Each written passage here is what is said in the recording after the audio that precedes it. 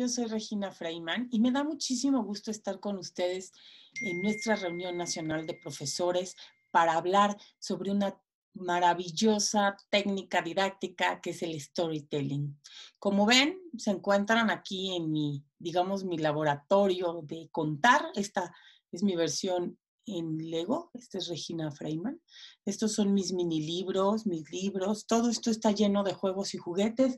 Este es mi duende que me ayuda a contar. Él sabe contar historias, se mueve, es un pequeño robot. Y estas que ven aquí son mis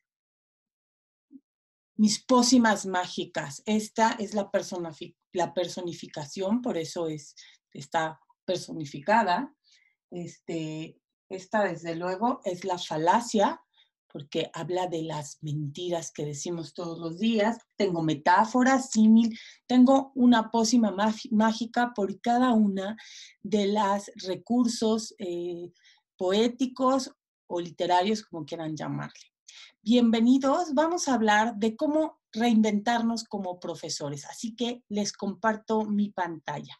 Bienvenidos, no saben el gusto que me da poder contar con ustedes para hablar sobre algo maravilloso. Antes de contar o antes de dar una clase, lo primero que tenemos que tener en claro es cómo contamos nosotros nuestra propia historia.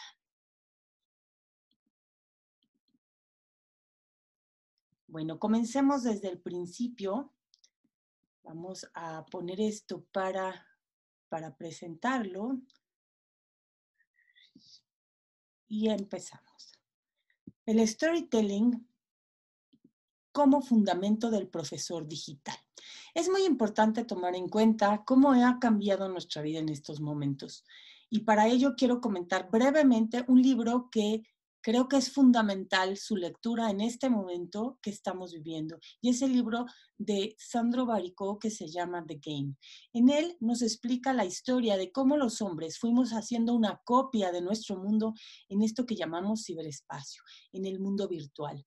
No entender que hoy vivimos en 2 dimensiones sería un error garrafal. Es muy importante entender que así ha sido, que nosotros ya no podemos vivir la vida como antes, y algo que nos dice él claramente, desde luego es un libro apasionante que no pienso expoliárselos por aquí, pero que me gustaría que tomaran en cuenta. Él nos habla de cómo el fundamento de este nuevo mundo inventado además por nuestra generación, por lo que nosotros somos esta generación X, que fue hecho por estos hombres de Silicon Valley, los Jobs, los Bezos, etcétera, de alguna manera comenzaron este mundo a través de la idea de un juego. Y él establece como inicio de todo esto el juego de Space Invaders. Entonces, la filosofía que ha privilegiado la forma de pensar desde entonces, bueno, que se fue gestando desde entonces y que hoy se ha impuesto, es la visión de juego. Es muy importante que pensemos que los jóvenes hoy en día se comprometen en las cosas que de alguna manera son una forma de juego. Por eso para nosotros, una generación más rígida, con estructuras más sólidas, a diferencia de lo que decía, de lo que señala Zygmunt Bauman, del actual mundo flexible o líquido. En el siglo XX hablamos de un mundo rígido. Ese mundo rígido nos llevó a muchas guerras, es considerado el siglo más violento en la historia del hombre, y por tanto la respuesta que una generación y un grupo de personas dieron a esa rigidez es la idea del juego, pensar la vida como un juego. Por tanto, es importante notar cómo si para nuestra generación, por ejemplo, una idea como el divorcio era vista como algo terrorífico, para ellos no. Ellos lo vislumbran, las nuevas generaciones, como una oportunidad. Es decir, fue el intento de algo que no funcionó, tuvo su momento, murió y hay que volver a hacerlo de nuevo, como si fuera una especie de startup. Después nos va relatando cómo llegamos al ordenador, cómo fuimos digitalizándolo todo, cómo fuimos matando de alguna manera a todo mediador. Es decir, el comercio hoy es directo y ya no necesitamos de los mediadores, ya no necesitamos de los carteros, y lamentablemente hay gente que cree que ya no necesitamos de los profesores, pero eso es una historia que nosotros debemos de decir que es falsa, y por ello tenemos que reinventar nuestro papel en este nuevo orden mundial. Tenemos dos opciones ante esta nueva realidad. La primera es rebelarnos y seguir pensando que algún día volveremos a otra especie de mundo, al mundo antiguo, o la otra es entender que el mundo cambió y que este nuevo orden y este nuevo mundo nos obligan a contar una historia diferente, a reinventarnos. Y creo que solamente somos infelices si no somos capaces justamente de reinventar esa historia. Es una nueva experiencia y no hay traducciones. Por eso tenemos que crear un nuevo mundo narrativo en nuestras clases. Si pensamos que vamos a traducir la escuela la clase a la pantalla, no lo vamos a lograr y es probable que estemos recurriendo a una clase sumamente discursiva en donde el profesor habla y los alumnos escuchan, olvidando todo lo que hemos ganado de la interactividad en la realidad, digamos, en la clase normal. Entonces, si nos hemos de mover a la pantalla, porque eso es lo que nos está sucediendo, tenemos que usar las virtudes de la pantalla, tenemos que aprender a jugar con esto que es la virtualidad, la interacción, el uso de aplicaciones y sobre todo cambiar el eje del poder, es decir, permitir que sea el alumno el que cuente la historia. Nosotros somos solamente el detonante, el mentor, el mago que les da la varita mágica para que ellos hagan el hechizo. Nos dice Carlos Escolari que el Homo sapiens construye narrativas para darle sentido a la realidad y simplificar el caos que le rodea. Esto nos dice es el derecho a narrar, a diseñar creativamente actividades, usando la imaginación y pensando en la inclusión, pensando desde el alumno, pensar en escenas en escasa conectividad, por ejemplo, es un desafío. Todos tenemos que pensar en esto, porque hay una cuestión política detrás de esto y tiene que ver con la accesibilidad que tienen todas las diferentes clases sociales con las que tratamos, porque podemos hablar de un estudiante tipo del TEC, pero no es así. Siempre hay sus particularidades y encontraremos alumnos con problemas desde casa, conocer qué les pasa, cuál es su acceso a la tecnología, qué tantas aplicaciones, qué tantas ordenadores o qué tantos puntos de acceso a Internet tienen y las horas en las que se presenta un mayor tráfico en casa, es algo importante, es parte de nuestra labor. El docente es un puente social. Yo digo siempre que si los primeros hombres o los primeros guerreros en esta guerra del coronavirus son la gente del ámbito médico, en segundo lugar estamos nosotros que como docentes estamos reinventando la posibilidad de seguir educando a la población, de ayudarles a seguir ampliando su mundo y esto, vuelvo a decir, es un mundo narrativo, porque al final somos seres narrativos, somos seres de ficción. Carlos Fuentes, por ejemplo, dice que destruimos al otro cuando somos incapaces de imaginarlo. Es por eso que me parece fundamental imaginar, primero que nada, al gran héroe de nuestra clase, de nuestro mundo narrativo docente, que es el alumno. Nosotros tenemos sobre nuestros hombros un gran mecanismo generador de creencias, es nuestro cerebro. Somos primates que buscamos patrones, buscamos regularidades. Para el storytelling, la idea de patrón es muy, muy importante. Y tenemos la tendencia a la patrocinidad, es decir, a buscar patrones de sentido en el ruido o en el caos. Al final, nosotros somos una historia que se construye en la búsqueda justamente de ese patrón. Nada nos hace más diversos o más ricos que la historia que somos. Podemos parecernos, podemos tener condiciones que físicamente nos distinguen, pero al final lo que nos hace únicos es la historia que hemos ido creando nosotros mismos a partir de nuestras regularidades. Y por eso para el ser humano, para encontrar orden en el caos, descubre diferentes formas de patrones. Primero son los arquetipos, que son estos comportamientos humanos que son replicables o que son identificables en todas las culturas. Yo le pedí a Eder, espero que lo hayan podido hacer, que hicieran un test en donde a partir de los arquetipos de Jung, pudiéramos ver qué tipo de profesores son. Desde luego, esta es una simplificación. Los seres humanos somos mucho más complejos, pero nos ayuda a ver cómo es que queremos ser percibidos por el otro y esto nos ayuda a crear, primero que nada, el personaje que somos. Es muy importante tener muy claro quiénes somos con la responsabilidad que tenemos delante de este mundo que llamamos clase. Desde luego, hoy está de moda la palabra algoritmo, que como sabemos es una serie de pasos para lograr algo. Por tanto, es una forma de patrón. Tenemos fórmulas y las fórmulas son una forma de historia. ¿Por qué? Porque son hechos encadenados que llevan una narrativa, es decir, una secuencia. Podemos hablar de funciones en literatura, de tramas y desde luego de la idea de metáfora. La metáfora es un detonante de sentido.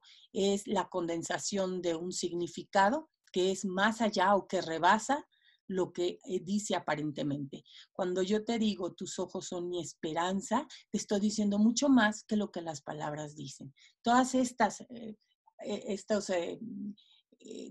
todas estas categorías no son más que formas en las que el hombre ha encontrado la manera de dar forma, de dar patrón o de dar un cierto orden a la información suelta.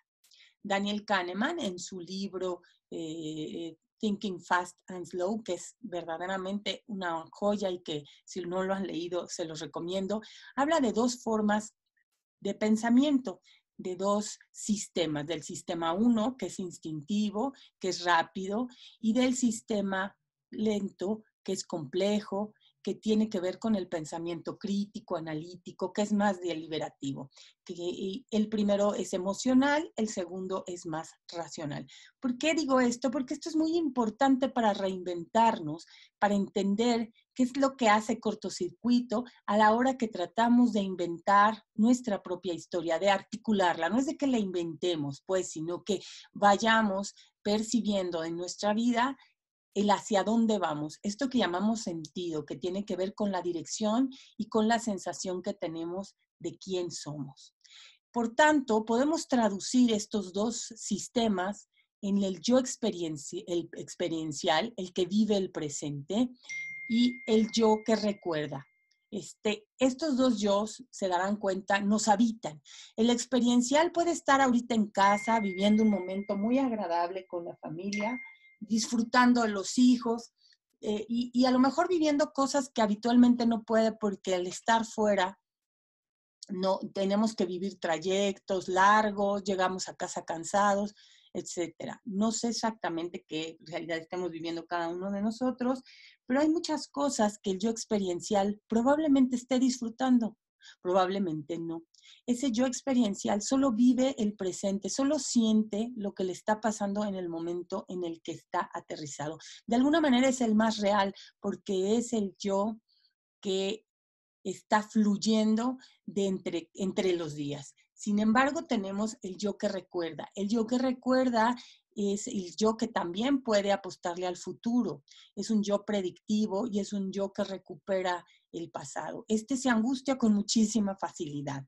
Ese es el que nos recuerda, aun cuando hay momentos en donde a lo mejor nada nos falta, que hemos quedado a deber una actividad, que hay una seria amenaza allá afuera, en fin, nos recuerda aquellas cosas que no necesariamente estamos experimentando. Es un contador de historia, es de alguna manera el que mantiene el hilo conductor de la trama de nuestras vidas. Es el que nos dice quiénes somos, el que lleva la cuenta de los años y, como les digo, es el que también es el arquitecto, digamos, de los planes de futuro. La confusión entre ambos yos es parte del problema de nuestra noción de felicidad.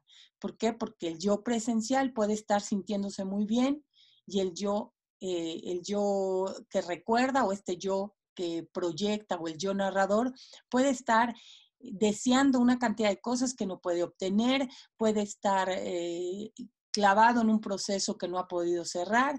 Entonces, parece ser que uno y el otro se pueden molestar. O el yo narrador nos puede estar diciendo que todo va bien, porque tenemos un plan de vida y porque no tenemos miedo. Sin embargo, el yo presencial puede estar enfermo y entonces puede estar de alguna manera contradiciendo a ese otro yo.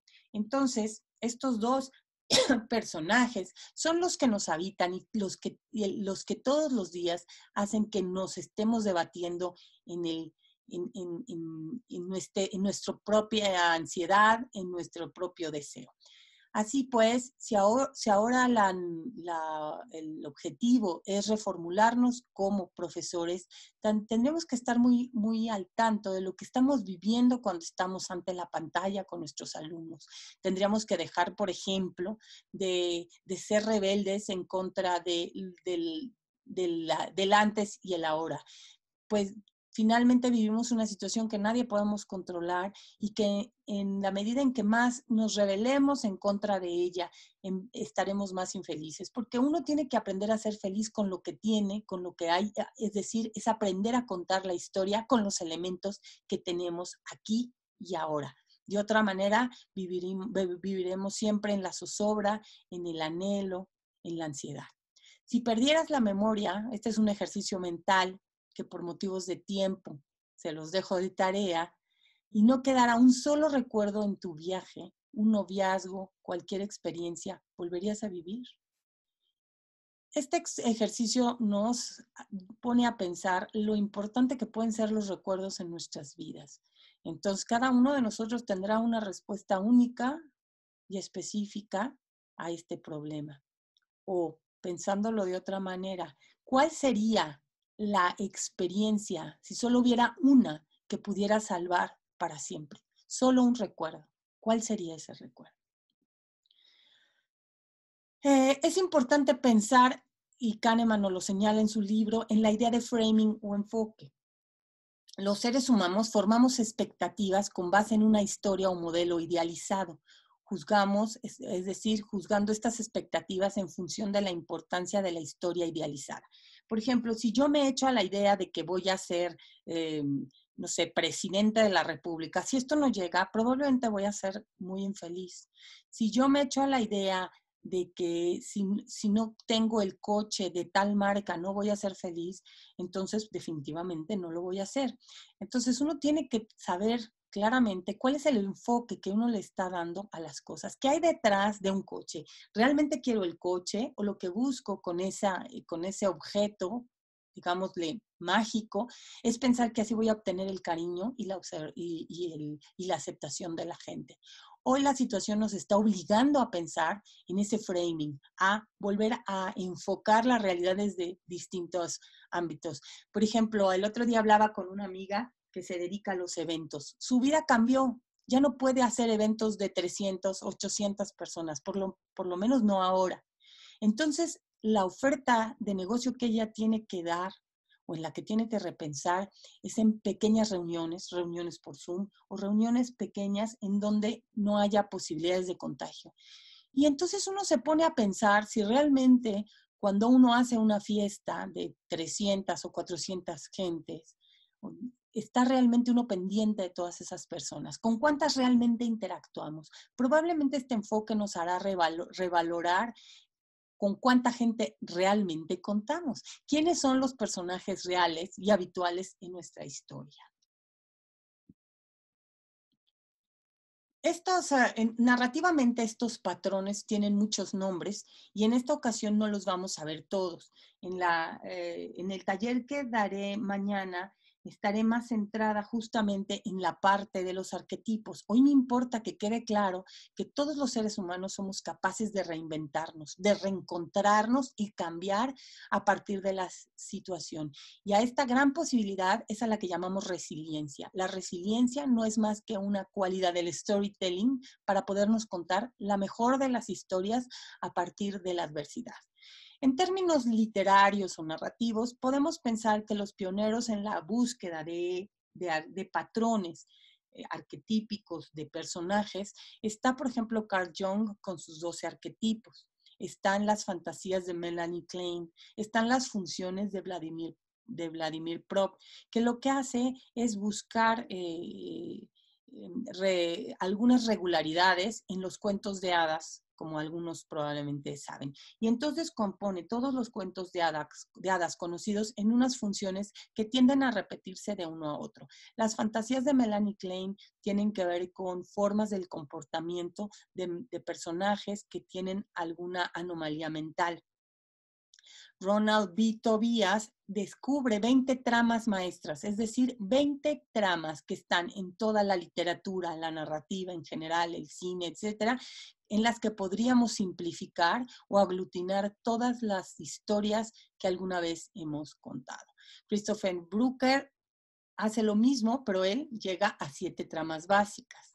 Finalmente, la literatura nos habla de conflictos básicos, del hombre contra la sociedad, el hombre contra sí mismo, el hombre contra las fuerzas naturales y el hombre contra la sociedad.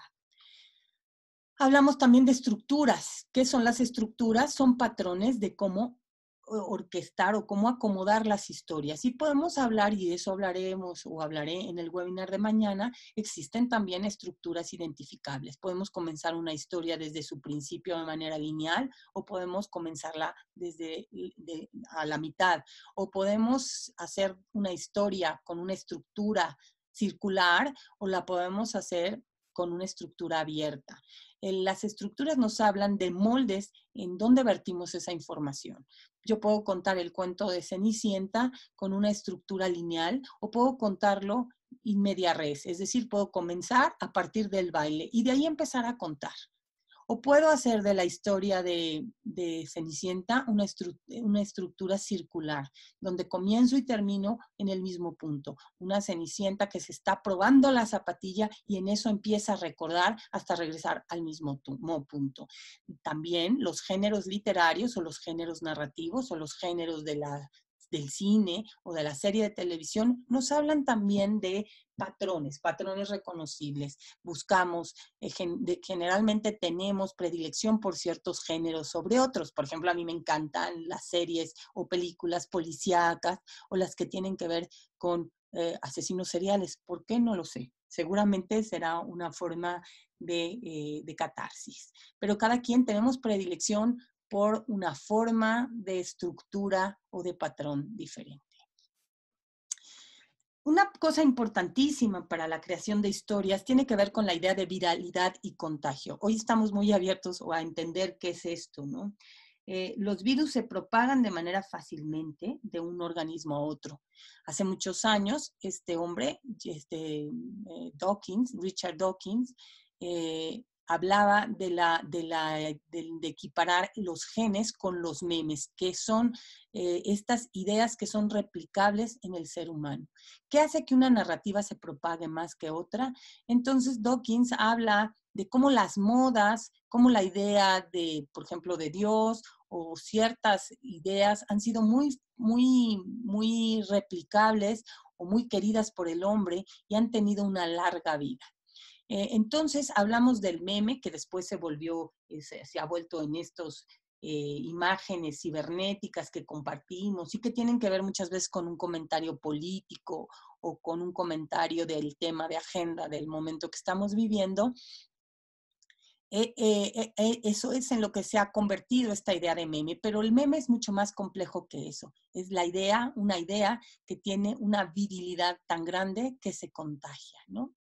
A mayor tasa de contagio que de recuperación, es decir, de olvido, es que una idea puede llegar a seguir en el tiempo. Si nosotros pensamos narrativamente, hay historias como la historia de Frankenstein, como la historia del Quijote, que han sido tienen una viralidad enorme, que aunque no las leamos, siguen presentes y la gente las sigue entendiendo, sigue viendo a los personajes y los sigue queriendo. Entonces, una historia, una narrativa, para que sea memorable, tiene que propagarse con rapidez y tiene que quedarse en el corazón de la gente.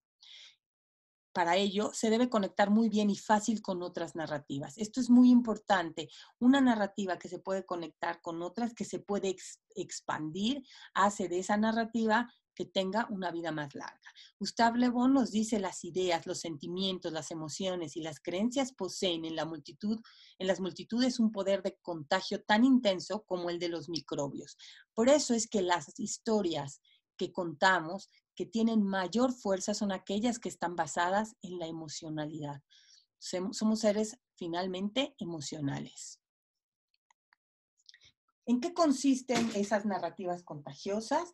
Pues podemos hablar de que funcionan como metáforas. Se conectan para responder a analogías, ¿no? Podemos verlas rápidamente y de ahí se detonan historias. Yo muchos cursos que doy de storytelling los comienzo con la idea de una manzana y pregunto, ¿cuántas historias puede uno pensar a partir de una manzana? La manzana se ha vuelto metáfora de historias. Podemos pensar en Blancanieves, podemos pensar en Adán y Eva, podemos pensar en la guerra de Troya, en Guillermo Tell, en fin, hay muchísimas. Y siempre hago el chiste de que los plátanos sirven, por otro lado, para crear albures. Sin embargo, un artista contemporáneo, Mauricio Catelán, ha hecho de un plátano con un tape en una pared una narrativa tal que es una obra de arte que se ha vendido 3 veces por una cantidad estratosférica. Eso nos demuestra cómo una persona puede hacer con su influencia y con su capacidad para contar de aire, verdaderamente de nada, una historia que se viraliza. Aspiraciones y valores de la época. Es decir, cada vez que cuento una historia que está en confluencia con las aspiraciones y valores de la época, tengo posibilidades de ser altamente contagioso.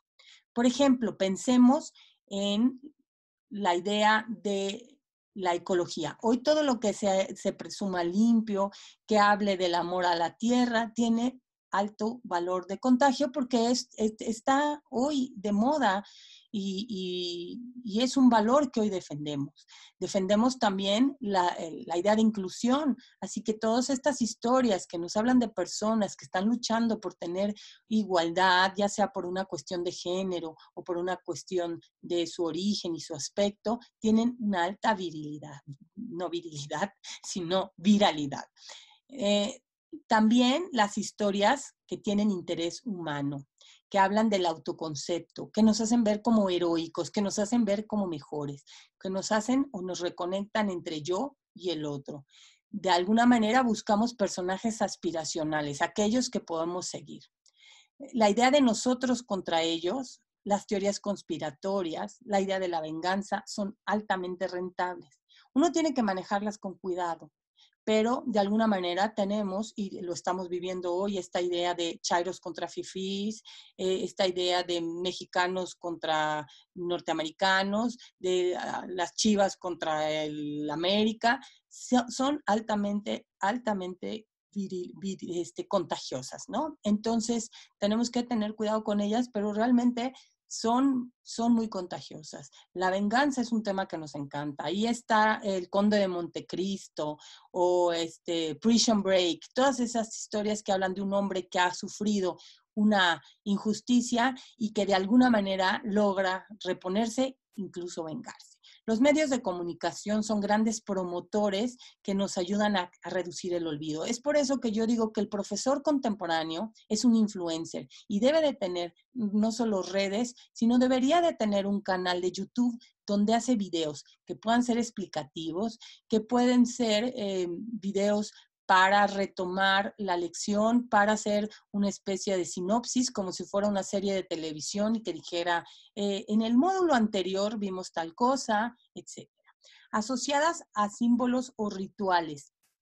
Es decir, si nosotros podemos concebir para nuestra clase una forma específica de saludo, es decir, una meditación al inicio, una frase que distinga nuestra clase, seremos altamente virilizables o seremos altamente contagiosos. Entonces, todos estos datos de identidad, todas estas cosas van enmarcando la importancia de hacer de nuestra clase un mundo narrativo. Lo mismo les digo con la idea de entrar a la intimidad a partir de una cámara. Nosotros creemos que estamos muy lejos y por un lado lo estamos, pero por otro lado es la primera vez que podemos entrar al espacio íntimo de nuestros alumnos, a sus casas. ¿Por qué no invitarlos a que decoren su espacio? ¿Por qué no buscar entre todos unirnos y decir si el tema de este semestre es el amor, por ejemplo, para una clase de literatura o en una clase de negocios? La idea es no sé, las startups, ¿por qué no decoramos todos el espacio en el que nos vemos de esa manera, para que nos sintamos conectados, para que mostremos quiénes somos en esta nueva forma de mostrar la intimidad? Historias que pueden volver a contar a otros, es decir, cuando nosotros dejamos las narrativas abiertas para que se sigan contando, estamos dando un margen de interacción y eso hace y engancha al consumidor. Nos gusta poder ser parte de la historia. Es por esto que insisto, y ahorita hablaremos sobre la idea del profesor como un detonador de historias más que como el gran contador.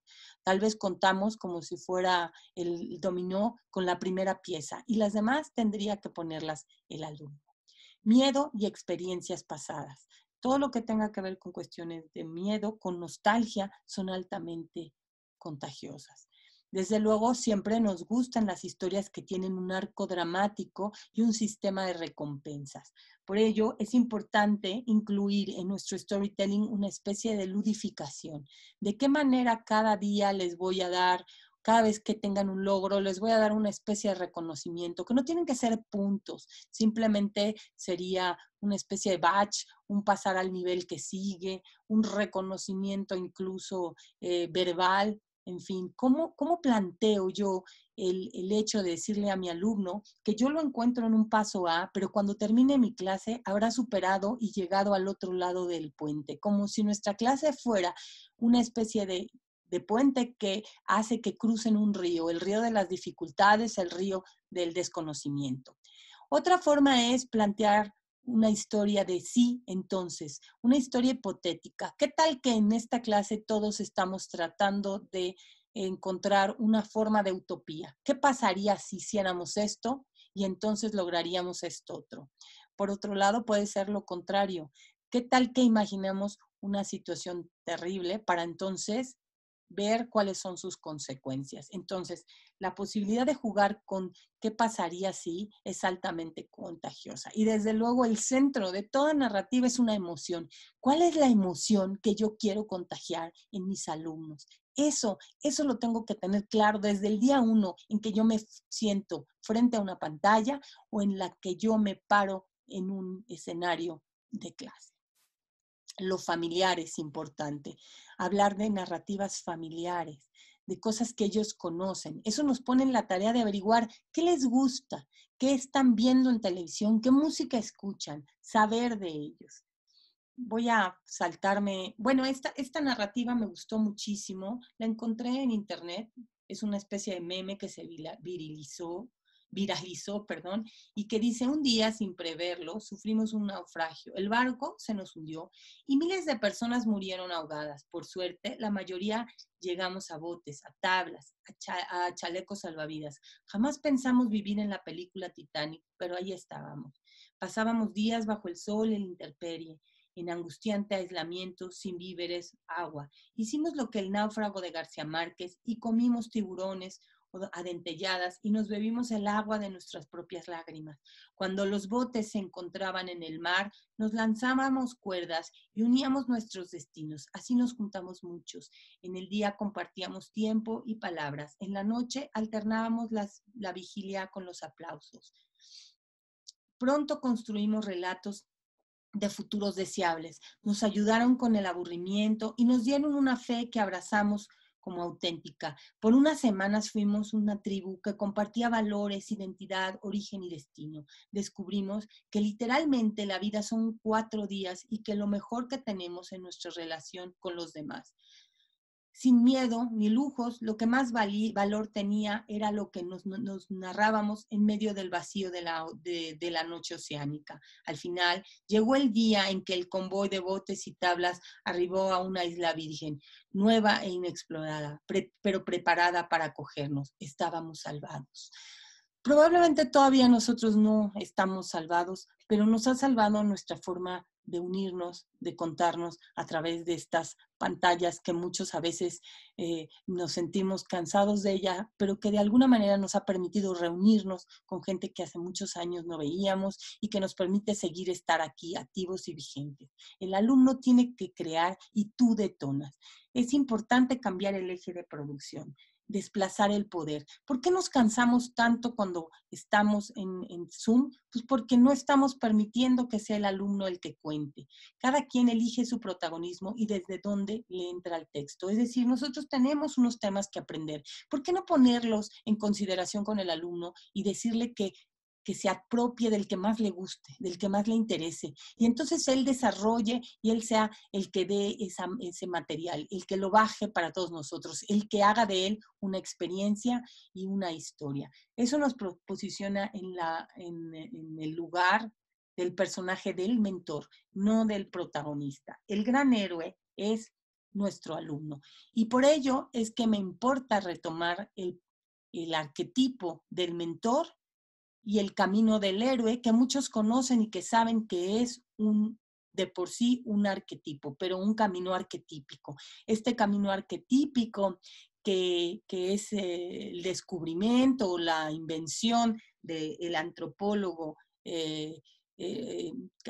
Campbell, tiene que ver con esto que él observa, las regularidades que observa en los grandes líderes, pero que al final son una forma en la que los seres humanos procedemos, que tiene que ver con estar en un estado o situación de confort, recibir una aventura y la invitación a una aventura, y esa aventura no es necesariamente una aventura como solemos pensar, lúdica. A veces es simplemente que nos enfrentamos a un problema y que como héroes logramos remontar ese problema y aprender de él, y entonces regresar a casa dispuestos a enfrentar el nuevo problema.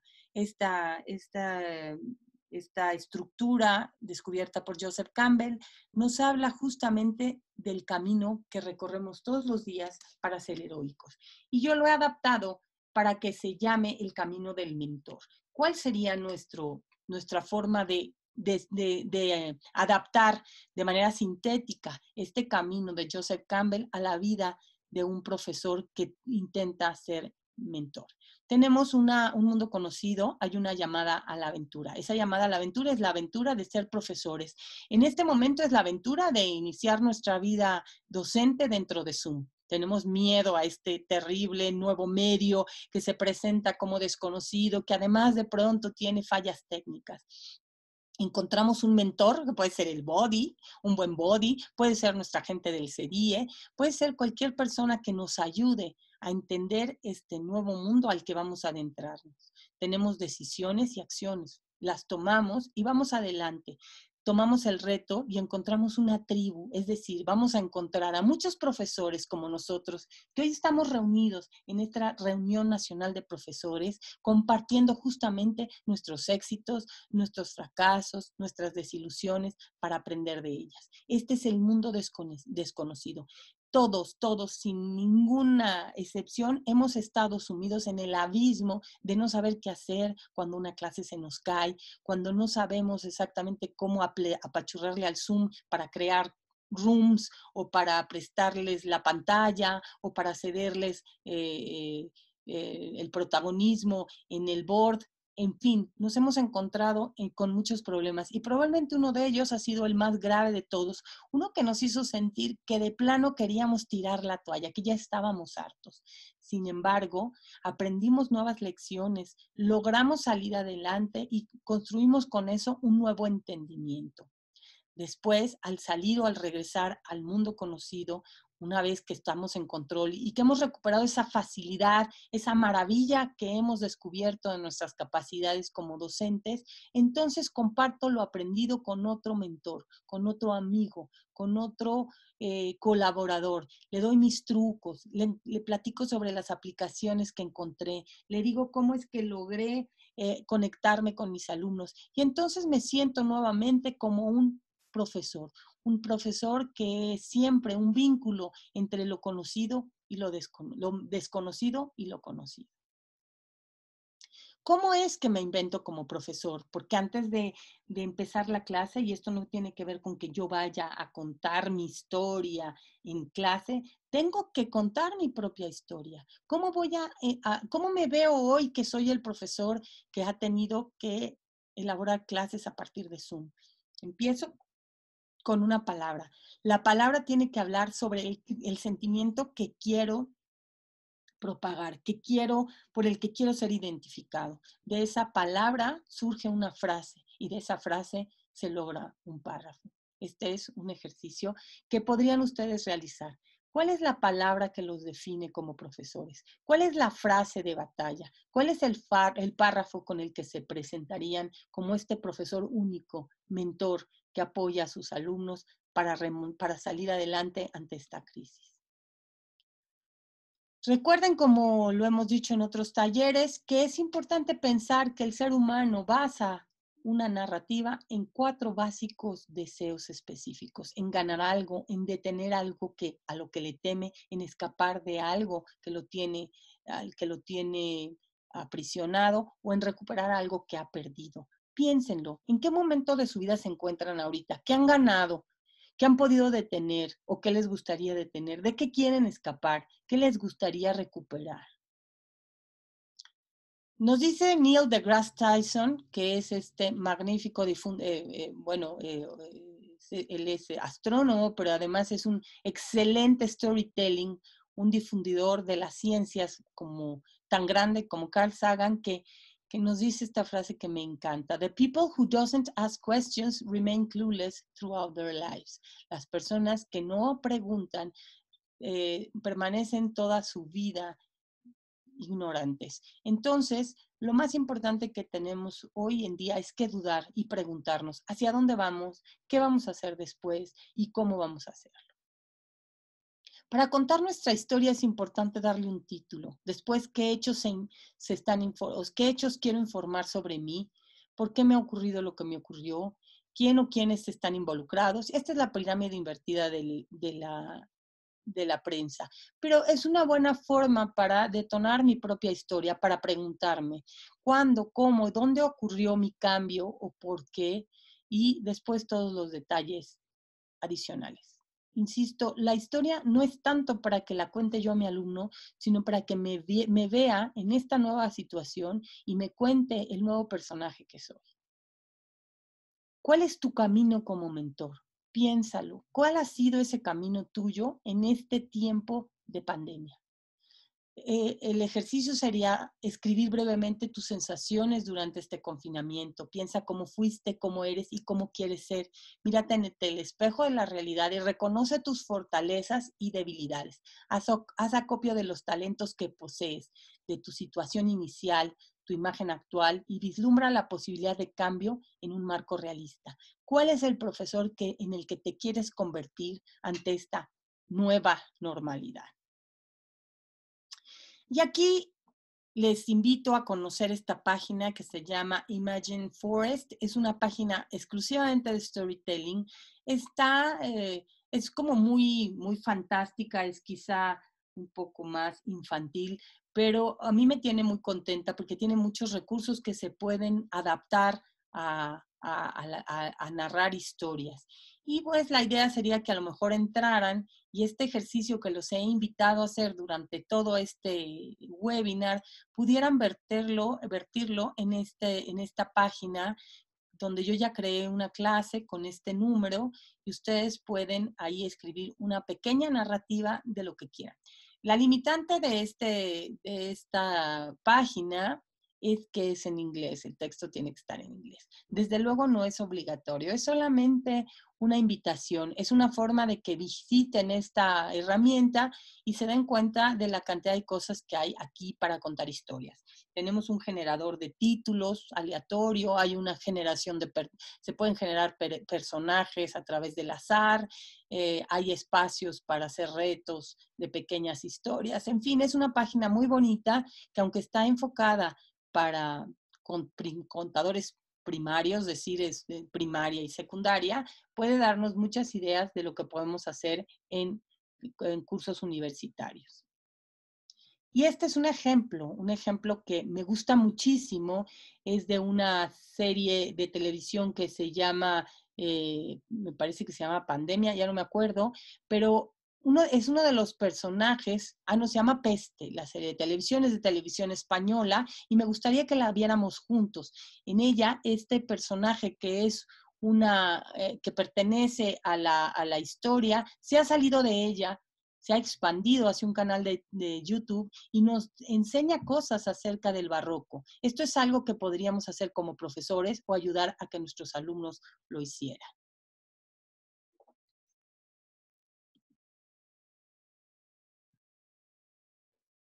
Desde luego, aparte de ser informativa, desde luego busca la posibilidad de ser entretenida. Entonces, se llama La Peste, la serie, y ella es la mancebia. Y tiene muchísimos videos en donde, ella nos habla, perdón, es que no lo compartí con audio, en donde ella nos habla sobre cuestiones del barroco de una manera de verdad muy divertida. Entonces lo vuelvo a compartir con audio para que veamos un pedacito.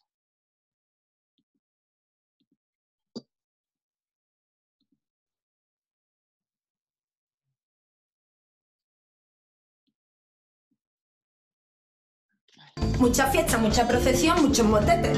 Voy a volver. ¡Dale mi pechero! No lo saben ustedes, yo amo la música. Y el Renacimiento fue el siglo de oro de la música andaluza. Y yo que soy la youtuber del siglo de oro, tengo unas ganas de baile. Así que si me queréis, quedarse.